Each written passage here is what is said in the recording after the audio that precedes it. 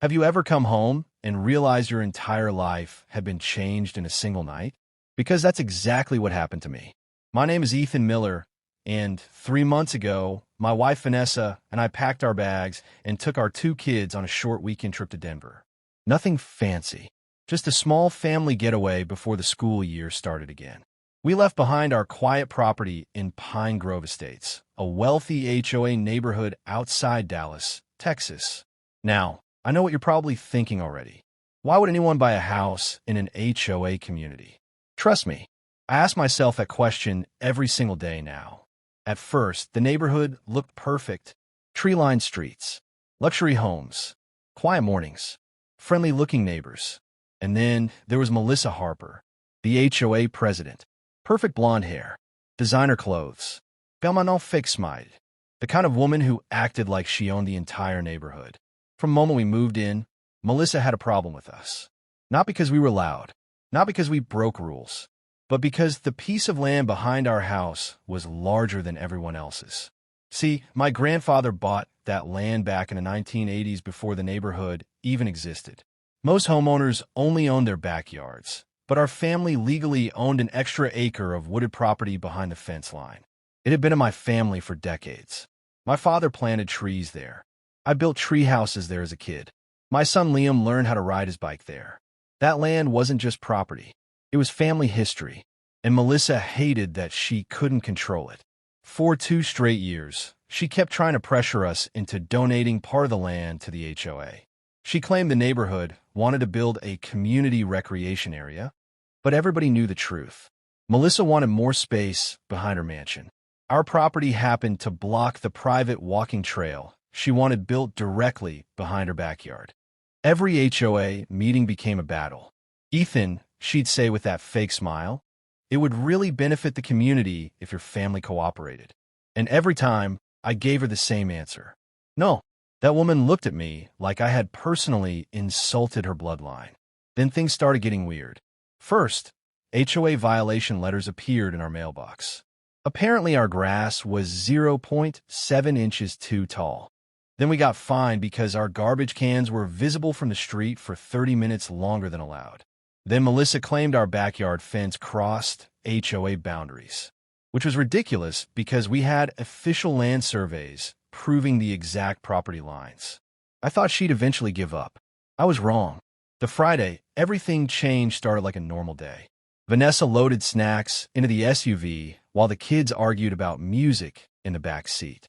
I remember locking the front door and looking back at the house. Peaceful, quiet, safe. At least that's what I thought. We drove to Denver that afternoon. By Saturday night, we were eating burgers downtown while my daughter Ava begged us for extra dessert. Then my phone buzzed. It was our neighbor, Walter, 72 years old, retired veteran, one of the few honest people left in Pine Grove Estates. His text only said 6 words. Ethan, you need to come home. My stomach dropped instantly. I called him immediately. Walter sounded panicked. Son, there are bulldozers on your property. I laughed, not because it was funny, because my brain literally refused to process what he just said. What? They're tearing down the trees behind your house. Melissa's there with construction crews. Everything around me suddenly felt quiet. Vanessa noticed my face immediately. What happened? I stood up so fast my chair nearly hit the ground. Get the kids. We're leaving. Right now. The entire drive back felt unreal. 10 hours. Rain slamming against the windshield. Vanessa crying quietly beside me. The kids asleep in the back seat. And me? I was trying not to lose my mind. I kept thinking, how is this even possible? Nobody can just bulldoze someone else's land. Right? Wrong. When we finally reached Pine Grove Estates around 4 a.m., I saw flashing construction lights from half a mile away. And then I saw it. Our land. Destroyed. Trees ripped from the ground. Fresh dirt everywhere. Broken fencing. Tire tracks cutting through decades of family history. It looked like a war zone. Vanessa covered her mouth and started sobbing. I couldn't even speak. Then I noticed Melissa standing near a black luxury SUV, wearing a white trench coat, like she was posing for a magazine photo shoot. Smiling. Actually smiling. Construction workers were still moving equipment while she stood there sipping coffee. At 4 in the morning, I jumped out of the truck before the engine even stopped. What the hell are you doing? Every worker froze. Melissa slowly turned around and smiled. That same fake smile. Oh good, she said calmly. You're finally back. I swear in that moment I nearly lost control. That's my land. Melissa crossed her arms. Actually, she said, the HOA board approved reclamation of unused community space. I stared at her like she was insane. Community space? That land belongs to my family. She shrugged. You should have attended last month's emergency HOA meeting. I felt Vanessa grab my arm because she could tell I was seconds away from doing something stupid. Then Walter walked toward us from across the street. And thank God he did, because the next thing he said changed everything.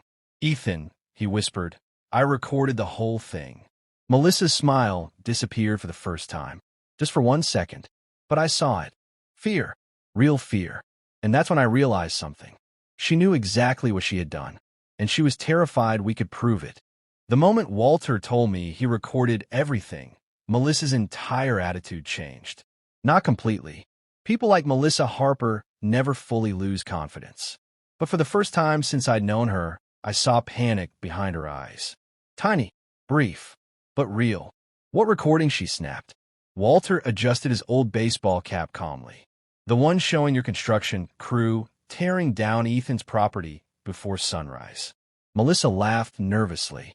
That land belongs to the HOA now. No, Walter replied, it doesn't. Silence. The construction workers suddenly looked uncomfortable. A few of them slowly backed away from the bulldozers like they wanted no part of what was happening. One guy even muttered, we were told permits were approved. That's when I realized something important. Melissa had lied to everyone. Not just us. The workers. The HOA board. Possibly even the city. Vanessa was still crying beside the truck while my kids sat inside confused and scared. Seeing them like that broke something inside me. Because this wasn't just about land anymore. This was about someone powerful believing they could destroy another family's life without consequences. I pulled out my phone immediately. I'm calling the police. Melissa's smile returned instantly. Oh, please do, she said confidently. I already spoke with the city planning office. That sentence hit me hard, because suddenly I understood. This wasn't impulsive. This had been planned. Carefully. For months. The police arrived 20 minutes later. 2 officers stepped out while Melissa walked toward them before I could even speak. Classic care move. Control the narrative first. She started talking fast. Officers, this homeowner is becoming aggressive after legally approved HOA development work. I handed them our property documents immediately. Land surveys, deeds, county records.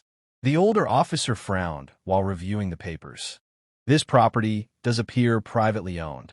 Melissa interrupted instantly. That information is outdated. Walter stepped forward. No, it isn't. Then he pulled out his phone. Would you officers like to see the video? Melissa's face went pale. Walter pressed play. The footage was crystal clear. Melissa standing beside the bulldozers. Melissa pointing toward our trees. Melissa literally saying, finish before they come home. One officer looked directly at her. Ma'am, did you authorize demolition on private property? Melissa immediately changed tactics. I was advised by the HOA legal team. Which legal team? The officer asked. She froze, and that silence told us everything. There was no legal team, no approval, no emergency vote, nothing.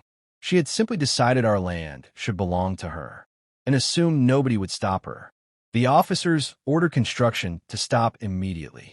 Workers shut everything down while neighbors slowly gathered outside their homes.